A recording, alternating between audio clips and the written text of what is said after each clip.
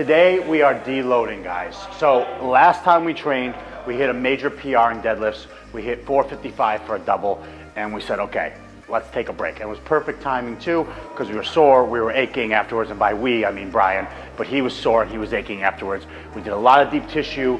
We took some time away from it. This week we deload, it means we lower the weights by about 70%. We reduce the volume. When we come back next time, we'll go back to where we were previously, and then this next round around, this is what we would call mesocycle, we're going to start increasing the volume. We're going to try to do more in that hour than we were doing previously. Square up, shoulders over shoulders, stack the shoulders. So get this shoulder, rotate your body this way. Yep. Get that elbow underneath your, elbow over shoulder. See, we're trying to see his glute med, trying to get a harder exercise for it than the band walks. So he's doing abduction right now.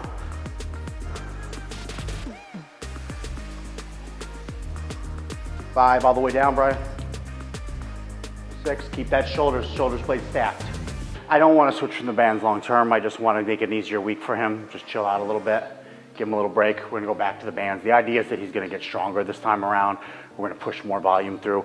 We're not gonna be doing everything the exact same as we did last time. We're gonna switch a couple exercises. He's gonna do squats now instead of the reverse lunges. We're gonna pick a couple of different unilateral stuff. I might have him lunge instead of split squat. We'll change a couple of the exercises just for the sake of variation. He's still going to be deadlifting because that's our overall goal, for him to become a better deadlifter. Eventually, though, this time around, we'll probably break around from the hex bar and put the barbell, because in order to break that record, it's got to be with the barbell.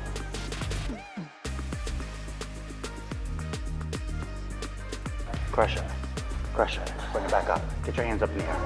Get your hips in the ground. Flatten my fucking hand. Good. Come up. Flatten my hand. Flatten my hand. Before you do anything else, come back up.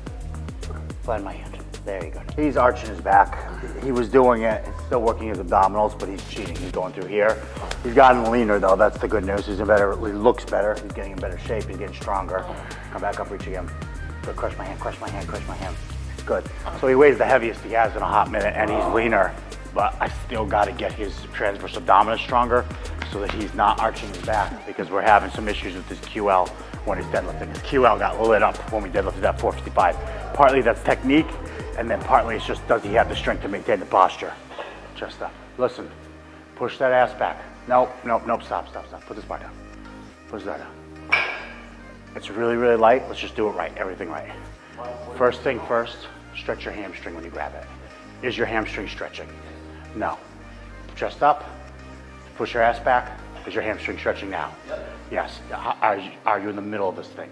Is this, no. Put the cylinder back. That's it. Here's why I want that. Watch me come out of the way for a minute. Come over. Why am I like short and stuff now? Bro, don't worry about it. We're all cool. Let's stay chill.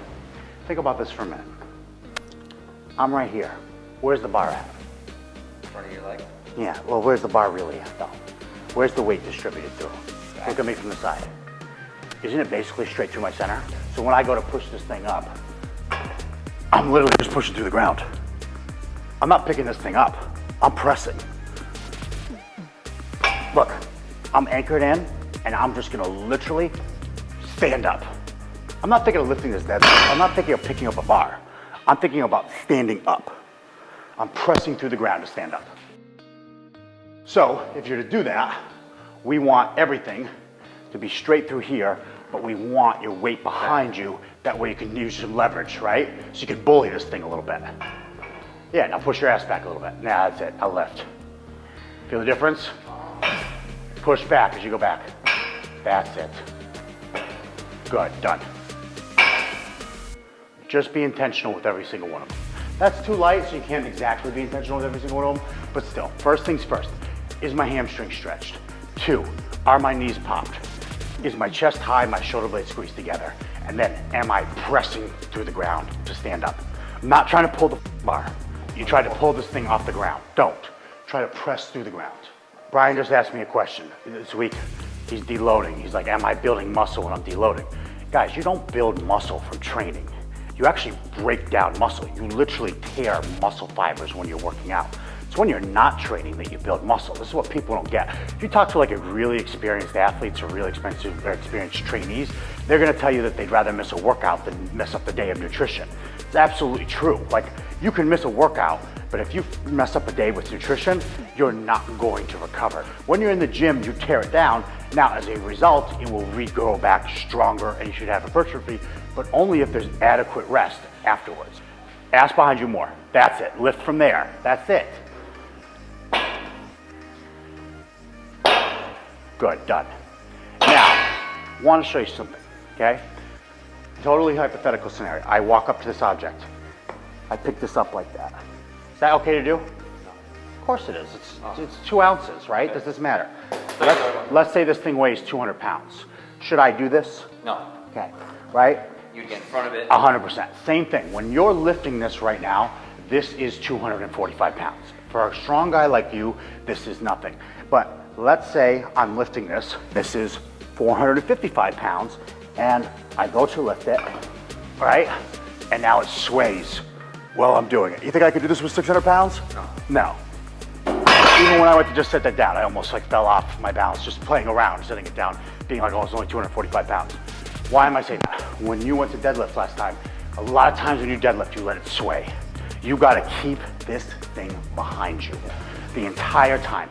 When you pick this up, you pick it up straight off the ground, you stand up. When you go back, not that. It stays behind you. Even when you stand up, you're pressing through the ground, this fucking thing staying behind you.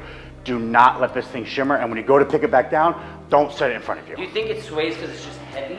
I think it sways because it's heavy. And mentally, I'm not like... You're not like, I'm picking this thing up. But what we talk about all the time, right? Yeah. You have to be stable to generate force. That thing, if you're not stable like that, you can't generate force. You have all the strength you need to deadlift 500 pounds. You're just lacking some technique, and then you're just lacking some experience underneath the bar. Yeah, you're right. You do. I mean, you picked 455 up. I think you could have done triple if you were like in it a little bit more. That's all you're lacking. This is 70% of his total of his PR 405. He did 405 for 7. We don't typically work with 7s. We went a little extra there. We miscalculated and he got an extra rep and we were all happy about it. So realistically, he was supposed to do 405 for 6. So 283 is 70% of that number. But again, he did it for 7, it's 285. So we're doing 285. This is the deload. 285 for 6. 285 for 6, 3 sets. And what we're doing here, we're practicing form, right? We're gripping the middle of the cylinder. Remember guys, this is a deload. Grip in the middle of the cylinder, weight behind you, chest up, ass back, shoulder blades squeeze together. Chest up. Push back. Let's lift. Go. Beautiful. Behind you. Yeah, that's really pretty, man. Good. It's really good. Yep. Done. See how good that was? Yeah. Push back. That's it. Better. Keep it behind you, Brian. That was much cleaner. That's a better rep. That's a better rep. Behind you. Good. Better. Yeah. One more. Good. Done. There you go. Ass back. That's it. Keep it behind you. Don't let it get forward. That was way better. Now again, do that. That was way better. That was way better. See how every time it's hitting where his ankles are? That's it.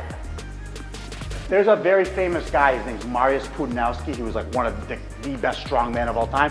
He used to put baby oil on his thighs before he would do car deadlifts so he could just slide the bar up against them the whole time. So you're saying though, if my form is perfect with my hands here. I thought you would have liked that baby oil thing. I do. Especially with My these. legs are- Come on, are you serious? I was gonna forget what I was gonna say. If I keep it here, Yes. my form will be good. Yes. Once it comes here, No, you can't do that. You can't do That's how I that. get With hurt. real weight, Get hurt. you can't fucking do that, bro. You can't. And especially if you're trying to pick it up from there, which is what you did last time. yes, I was here. You were here. If I'm here, it's so much. So much different. Now, That's what you it took did. me 7 weeks to understand that. It's not you don't. You just not you didn't understand it in here. You just application need to really get it. But it does take that, man. There's times where I'm still lifting at this point, and I've been lifting for a long time, and something clicks, and I'm like, that's what I need to do. Like, you need to actually be a student of this and think about it. There's a reason Michael Phelps gets in a pool every day. There's a reason that Usain Bolt still sprints. There's a reason these guys have coaches. You're still working through the mechanics, and especially because every person is different, how you actually adjust an exercise, particularly for you. You have different length of arms, you have different length of femurs, you have different torsos, you have different shapes. You have to think about, how is this exercise gonna work for me? And then of course, how do I translate it to a number of people, right? But like, the key is, how do I actually, for me, find the biggest mechanical advantage possible?